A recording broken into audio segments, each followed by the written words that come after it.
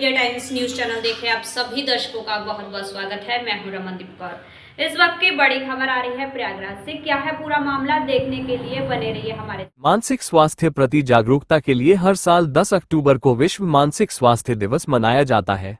वहीं संगम नगरी प्रयागराज के काल्विन हॉस्पिटल में SICS के चौधरी व मनोचिकित्सक डॉक्टर राकेश पासवान के नेतृत्व में आज विश्व मानसिक स्वास्थ्य दिवस मनाया गया, जिसका मुख्य उद्देश्य लोगों में मानसिक स्वास्थ्य के बारे में जागरूकता बढ़ाना था। वहीं SICS के चौधरी का कहना था, ये दिन मानसिक स्वास्थ्य के प्रति लोगों को शिक्षित करने, मानसिक बीमारियों को शारीरिक बीमारियों जितना ही गंभीर मानने और मानसिक स्वास्थ्य के समर्थन में प्रयासों को बढ़ाने के लिए मनाया जाता है। वहीं डॉक्टर राकेश पासवान का बताया कि आज लोगों को मानसिक स्वास्थ्य के बारे में जानकारी दी गई है, साथ ही जागरूक भी किया गया। उनका कहना था, मानसिक रूप से स्वस्थ रहने के लिए जरूरी है कि तनाव से बचें। मानसिक स्वास्थ्य शिविर यहाँ लगाया गया है, दिवस मनाया जाता है। उसी के दृष्टिगत ये कैंप हमारे वहाँ लगा है और इस कैंप का उद्देश्य यही है कि पेशेंट को जागरूक करना, क्योंकि हमारे देश में अभी भी मानसिक रोग जो है एक बहुत बड़ा स्टिग्मा है। लोग शर्माते हैं साइकियाट्रिस्ट की जांच दिखाने के लिए। तो मैं यहाँ यही कहना चाहूंगा इस कैंप के माध्यम से कि अगर आपको लगता है घर में किसी आपके जो परिवार के सदस्य हैं, किसी के बिहेवियर में चेंज है, या ज्यादा गुस्सा आ रहा है, या बहुत डिप्रेस हो रहा है, या एंजाइटी ज्यादा हो रही है, या खाना नहीं खा रहा है, या देर तक सो रहा है, या सो नहीं रहा है, तो उसको तत्काल चिकित्सीय सलाह लें। होता क्या है कि ये लोग झाड़ फूक के चक्कर में पड़ जाते हैं और या फिर दूसरी स्पेशलिटी के लोगों के पास जाते हैं, जिससे कंडीशन दिन ब दिन वर्ष होती रहती है। तो वो जल्दी से जल्दी चिकित्सकों की सलाह लें। अच्छी मेडिसिन हैं, एडवांस मेडिसिन हैं और इसमें 100% लाभ होता है। काउंसलिंग का बहुत बड़ा इसमें उद्देश्य। अपना समय व्यतीत कर रहे हैं तो मोबाइल से क्या होता है कि मोबाइल कंटिन्यूअस मोबाइल यूज करने से एक जो है मेंटल कंडीशंस उत्पन्न हो रही हैं। लोग को एंजाइटी हो रही है, डिप्रेशन में चले जा रहे हैं, तरह तरह के गेम्स आ रहे हैं। तो मोबाइल का यूज के लिए तो मैं कहूंगा कम से कम यूज हो। परिवार के सदस्य देखें, माता पिता देखें कि बच्चा की बहुत ज्यादा समय वो मोबाइल में तो नहीं यूज कर रहा है। तो अगर ऐसा है तो उसको तत्काल कम किया जाए और अगर बच्चे में कोई सिम्टम होती है या किसी में कोई सिम्टम होती है तो चिकित्सीय सलाह ली जाए। बीमारी का लक्षण होता है, अगर भूत प्रेत जैसी चीजें हो रही हैं तो आदमी को झाड़ने फूकने और इन सब चीजों से बचना चाहिए और मनोचिकित्सा से उपचार कराना चाहिए।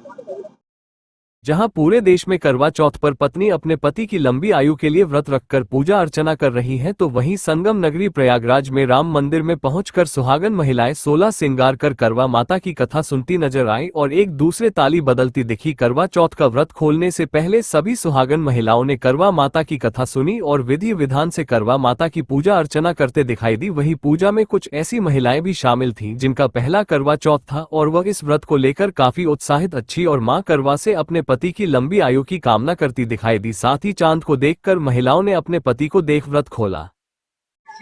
हम सुबह उठते हैं, सरगी लेते हैं 4 बजे करीब और दिन भर हम भूखे रहते हैं। 4 बजे यहाँ पूजा करने आते हैं, थाली फहराई जाती है और मंदिर में हम जल चढ़ाते हैं शिव पार्वती जी को और उसके बाद रात को चंद्रमा देखकर हम अपना व्रत खोलते हैं ना पति के लिए। बस अब जैसे से शाम बढ़ती जाती है इंतजार बढ़ता जाता है राधे का। आज के दिन सब में बहुत ही उत्साह होता है, एक दूसरे को देख के और उत्साह बढ़ जाता है। साल में जिसका इंतजार करते हैं सब लोग। यहाँ हम लोग अभी इस टाइम थाली बदल के एक दूसरे के साथ पूजा करते हैं। कथा होती है, कथा के बाद जो है मनसा जाता है और मनुष्य के रात में जब चंद्रमा निकलता है तो चंद्रमा को देख के हम लोग अपना व्रत खोलते हैं, पानी पीते हैं और नीरू गलाती है। हम लोगों ने अपने पति के लिए व्रत रखा है और ये सालों से हम लोग हमेशा पूरे साल हम लोग वेट करते हैं इस व्रत का। सुबह उठ के हम लोग सरगी पहले खाते हैं, फिर उसके बाद हम अपना व्रत शुरू करते हैं। और अभी सब यहाँ पे राम मंदिर में सब औरतें आई हुई हैं, हम लोग थाली बटाते हैं। ये पंजाबियों की में होता है कि थाली बटाते हैं और अपने पति की लंबी आयु की दुआ करते हैं। उत्साह तो बहुत है, चांद को देख के ही हम अपना व्रत खोलेंगे। हाँ जी, बहुत इंतजार है। सुम्मी समाजवादी पार्टी के संस्थापक और उत्तर प्रदेश के पूर्व मुख्यमंत्री मुलायम सिंह यादव की तीसरी पुण्यतिथि शुक्रवार को संगम नगरी प्रयागराज में मनाई गई। सपा कार्यालय में आयोजित इस कार्यक्रम में बड़ी संख्या में कार्यकर्ताओं और पदाधिकारियों ने भाग लिया। पुण्यतिथि कार्यक्रम की शुरुआत मुलायम सिंह यादव के चित्र पर पुष्प अर्पित कर श्रद्धांजलि देने से हुई। इसके बाद कार्यकर्ताओं ने कार्यालय में बैठकर उन्हें याद किया और उनके आदर्शों पर चर्चा की। इस अवसर पर नेताजी के आदर्शों और उनके जीवन से प्रेरणा लेकर समाज सेवा व जनहित के कार्यों को आगे बढ़ाने का संकल्प लिया गया। कार्यक्रम का आयोजन सपा के प्रदेश अध्यक्ष श्यामलाल पाल के नेतृत्व में हुआ। सपा नेता ने बताया कि समाजवादी पार्टी की ओर से ये कार्यक्रम और एक गोष्ठी आयोजित की गई थी, जिसमें पार्टी के शुभचिंतकों ने भी हिस्सा लिया। उन्होंने श्रद्धांजलि अर्पित करते हुए कार्यकर्ताओं से नेताजी के बताए रास्ते पर चलने का आह्वान किया।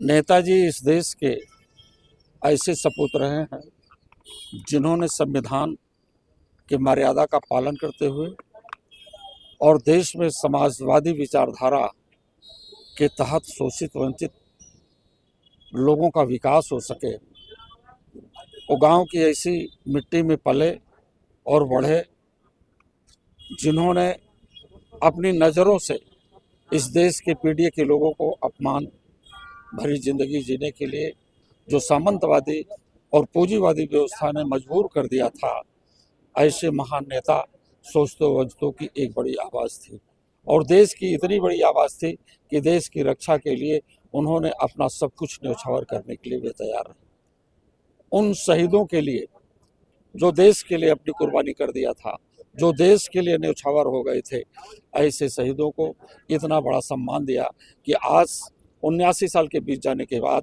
कोई भी सरकार, कोई भी रक्षा मंत्री शहीदों को उतना सम्मान नहीं दे सका। नेताजी मायावती ने बड़ी रैली की और उन्होंने कहा है कि अब उनकी पार्टी अकेले ही चुनाव लड़ी, किसी से गठबंधन।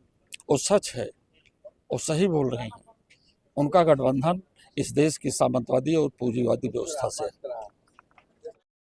संगम नगरी प्रयागराज में विद्युत कटौती को लेकर एक पत्र सोशल मीडिया पर तेजी से वायरल हो रहा है और इस पत्र को यूपीएसएलडीसी लिमिटेड द्वारा जारी किया गया है, जिसमें ये कहा गया है कि कई जिलों में बिजली कटौती होगी और तेजी से सोशल मीडिया पर यह पत्र वायरल हो रहा है और लोगों में काफी चर्चा का विषय बना हुआ है। वहीं जब इस पूरे मामले पर व्यवहार के अभ्यासी अभियंता से बात की गई तो उनका कहना था कि शहर में 24 घंटे बिजली आएगी। यह आदेश तहसील हुआ जिला पंचायत क्षेत्र के लिए है और क्या कुछ कहना था उनके लिए दिखाते हैं। आसान से जो 2.5 घंटे बिजली कोशिश कटने का आदेश आया है वो क्या है, क्या होना? ये आदेश बहुत स्पष्ट है। मेरा सभी से अनुरोध है कि किसी भी प्रकार की भ्रामक अफवाह में न पड़े। वो आदेश जो है वो तहसील मुख्यालय एवं नगर पंचायत के लिए है। जिला मुख्यालय एवं शहर में नगर निगम में 24 आवर सप्लाई का जैसे निर्बाध विद्युत आपूर्ति पहले हो रही थी वैसे ही होती रहेगी। तो मेरा सभी से अनुरोध है कि किसी प्रकार की अफवाह में या भ्रामक सूचनाओं में ना पड़े और निश्चिंत रहे, पहले की तरह ही सबको निर्बाध विद्युत आपूर्ति प्रदान की जाएगी। मेरा नाम रुद्रेश पांडे है, मैं अधिशासी अभियंता विद्युत वितरण खंड में विद्युत विभाग से। सरोजनी नायडू बाल चिकित्सालय में डॉक्टरों की लापरवाही से बच्चे की मौत। प्रयागराज चिल्ड्रेन हॉस्पिटल के डॉक्टर की लापरवाही से आज एक 4 साल बच्चे की मौत हो गई। बड़ा सवाल ये है कि जहां प्रधानमंत्री और प्रदेश के मुखिया ने कहा था कि सभी सरकारी अस्पताल में तीमारदारों को अच्छी से अच्छी सुविधा और अच्छा से अच्छा इलाज होना चाहिए, लेकिन सरकारी डॉक्टरों पीएम और कम के निर्देश का कोई फर्क नहीं। इनको बस सैलरी से मतलब है, पेशेंट मरे या जिए उससे उन्हें कोई मतलब नहीं है। आज चिल्ड्रेन हॉस्पिटल का एक ऐसा ही मामला सामने आया है। पीड़ित ने अपने बच्चे को बेड पर लेटाया था। काफी देर हो जाने के बाद जब बच्चे के पिता ने डॉक्टर से कहा कि डॉक्टर साहब मेरे बच्चे को देख लीजिए, उसकी हालत बहुत खराब है, इतने में ही डॉक्टर साहब आग बबूला हो गए। कहा कि शांति से बैठ जाओ नहीं तो तुमको अभी बाहर भगा देंगे। और कुछ ही देर बाद बच्चे की मौत हो गई। तो और जो वहां के पीड़ित लोग जब अपनी बात मीडिया को बताना चाह तो वहां के गार्ड अनिल श्रीवास्तव ने धमकी देते हुए कहा कि अगर यहाँ की कोई बात मीडिया को बताई तो तुम्हारे बच्चे का इलाज नहीं होगा। हम नहीं देख पाएंगे, आपने कहीं बाहर दिखा लीजिए, उनका ये कहना है। डॉक्टर कहना है आप बाहर कहीं दिखा, हम नहीं देख पाएंगे। भाई हम नहीं जानते तो क्या करें, बोलिए हम लोग क्या करें। सरकार अपने बचाव के लिए फॉर्म में साइन करवा लेते, बाकी जिम्मेदारी आप उनकी कोई जिम्मेदारी नहीं। साइन करवा लिए कि बच्चे खो जाएगा, कोई जिम्मेदारी नहीं है। तो ये हाल चिल्ड्रेन हॉस्पिटल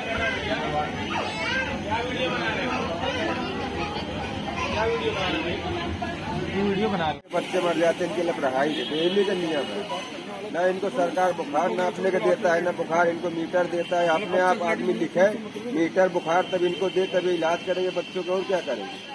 बच्चे मर जाते हैं इसी आदमी को देखते देखते। और यहाँ पे थोड़ा सही हुआ रिफर कर देंगे उधर एक नंबर में, वहाँ फिर वहाँ पे अपनी रिपोर्ट मंगवाएंगे, खून जांच करे, जो बच्चे खून निकालते आधा खून खत्म हो जाता है, जांच आते तो बच्चा छुट्टी आ जाता है। मतलब डॉक्टर की बहुत बड़ी नहीं है, चलो अभी दे रहे हैं, वो रिपोर्ट जाते जाते 2 दिन हो गया, दूसरे दिन फिर खून जांच करवा के ले आ रहे हैं, वो भी रिपोर्ट नहीं मिली। आप पुनः खून जांच कराई? हाँ, हमने अपने लड़की के यहाँ पे आज 4-5 दिन हो गया, 4-5 रिपोर्टें जांच करा चुकी है जहाँ जहाँ कहीं, और जो रिपोर्ट हमको भी पता हो कि हमारे बच्चों को क्या है। हम पूछते हैं चल भाग, ये गुंडागर्दी है। ये कौन बोलता है इस तरफ को? कौन बोलता है चल भाग? अरे उधर है जो गार्ड है, वहाँ का गार्ड नहीं है, डॉक्टर है।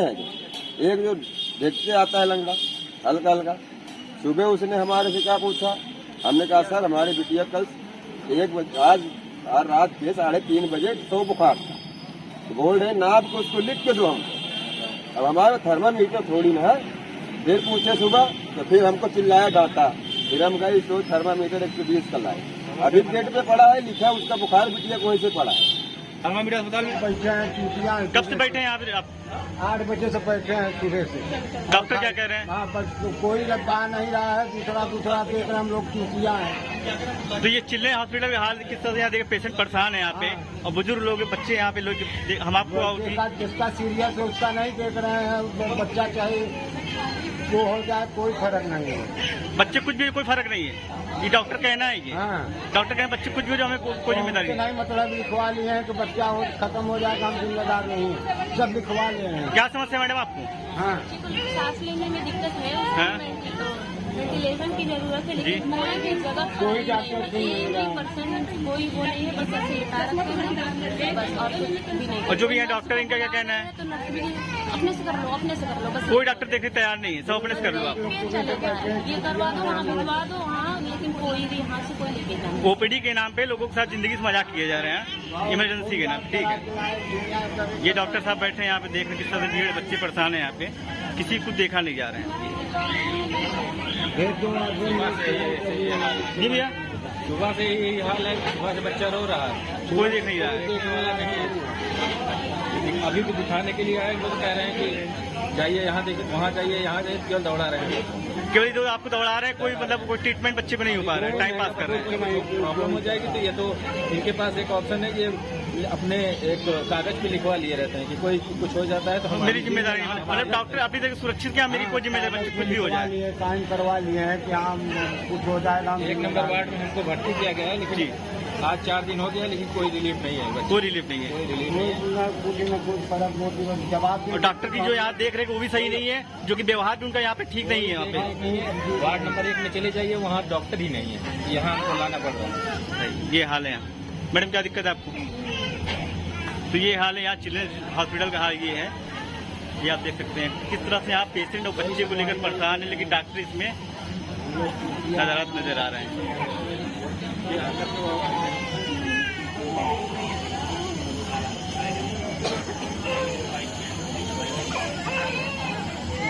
देश दुनिया की खबरों के लिए world media times news channel को सब्सक्राइब करें।